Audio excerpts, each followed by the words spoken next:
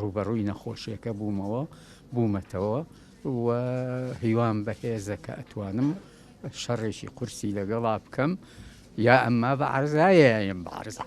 مام عەبدوڵڵا 12 ساڵە ململانەیە لەگەڵ شێرپەنجەدا دەکات. خۆناغێکی باشی بڕیوە و دەیەوێت بیبەزێنێت. یەشێکم لەوانەی کە ماوەی 12 ساڵە ئەم نەخۆشیەم هەیە و ئەتوانم بڵێم نەخۆشیەکەش تا ڕادەیەک بڵاو بۆتەوە لە جەستەما، هەم لەسەر ئێسقان، هەم لەسەر سیەکان، هەم لە پرۆستات، بەڵام لەگەڵ ئەوەشا ڕوبەڕووی نەخۆشیەکە بوومەتەوە.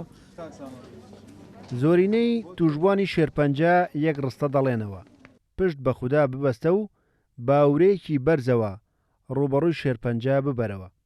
2 ساڵە تووشی ژێرپەنجە بووم و لە خەستەخانەی هیوا و وا دەرزیم هەیە و بەس تیشکەکەم نەکردووە و لەخوا بەزیاوێ ئێستا لە ڕوو لە باشیم و خوا پێغەمبەر بەزیا و سپاسیانەکەم و بەڵام بیدایە تۆزە کورسە بەڵام بێ و کەسە خۆی ئیرادە و توانای هەبێ هەموو شتێ لای خۆی گەورەیە.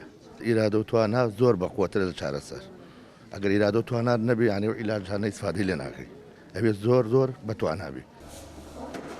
هەرچەندە هۆکارەکانی توشبوون بە شێرپەنجە نادیارە، بەڵام پزیشکان ڕێنمایی هاوڵاتیان دەکەن ژینگە بپارێزن، چونکە بە پیسبوونی ژینگە دوجار مەترسی لەسەر ژیانی هەمووان دروست دەبێت. تەبەن سەبەبی شێرپەنجە هەنێشت هەیە فاکتەرە بۆ یان فاکتەری یارمەتی دەرە بۆ توشبوون. کەمکردنەوەی قەڵەوی ینی کەسەکە بتوانێت کێشی خۆی ڕابگرێت، کەم خواردنی چەوری، کەم خواردنی شەکر، جگەرە، مەشروباتە کحولیەکان، بەکارهێنانی حەبی مەنع لەلایەن ئافرەتانەوە، ئەو بڵێن خواردنانەی کە موادی حافزەی تایە هەوڵ بێ کەم بێخۆی، بۆ نمونە وەرزشکردن، پیس نەکردنی سەرچاوەکانی ئاو، بەڕاستی پیس نەکردنی ژینگە بە دووکەڵ و ئەم شتانە ئەوانەی کە بە خەڵک ئەکرێنی.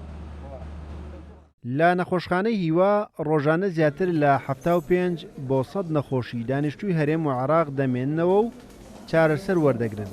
هاوکات پشکنینیش بۆ نزیکەی 600 کەس دەکرێت بۆ ئەوەی لە قۆناغەکانی سەرەتادا نەخۆشیەکە دیاری بکرێت و ئاسانتر کۆنتڕۆڵ بکرێت.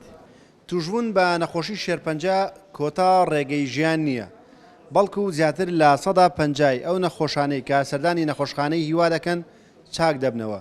هۆکاری سەرەکیش بۆ ئەوە دەگەڕێتەوە کە چۆک بەرامبەر ئەو نەخۆشیە دانادەن.